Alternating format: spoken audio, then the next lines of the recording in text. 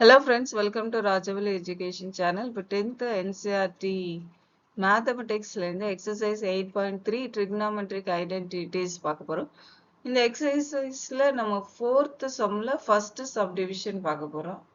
இதுல first subdivisionல என்ன கொடுத்திருக்காங்கன்னா cosecant theta minus cot theta whole square equal to 1 minus cos theta by 1 plus cos theta ன்னு கொடுத்திருக்காங்க.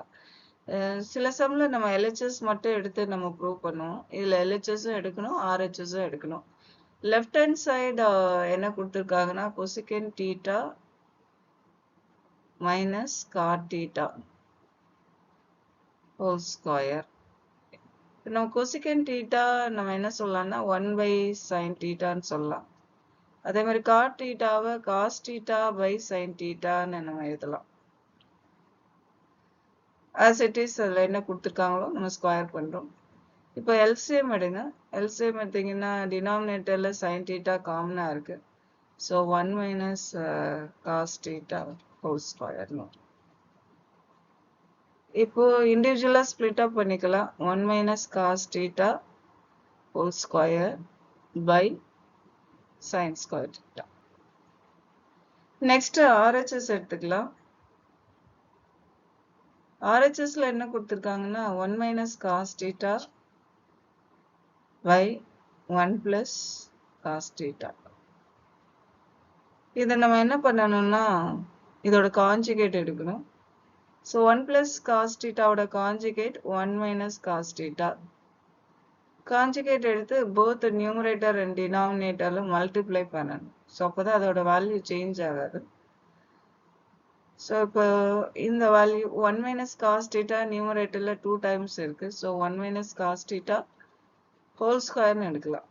Divided by 1 plus cos theta 1 minus cos theta it's like a plus b into a minus b.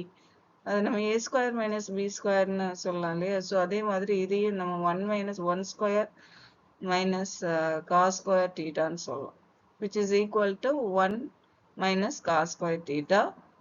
So இப்போ இது வந்து எந்த ஐடென்டிட்டியை base பண்ணி இருக்கு அப்படின்னா sin square theta plus cos square theta.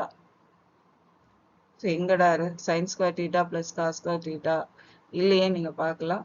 So இதுல வந்து இந்த identity cos square a plus sin square a equal to 1. So இதை ரீஅரேஞ்ச் பண்ணிக்கோங்க. நமக்கு 1 minus cos square a இருக்கு. அப்போ இதை வந்து லெஃப்ட் ஹேண்ட் சைடை வச்சுக்கோங்க. sin square a equal to 1 minus cos square a.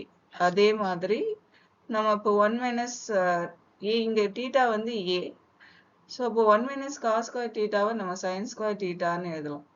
So 1 minus cos theta whole square divided by sin square theta.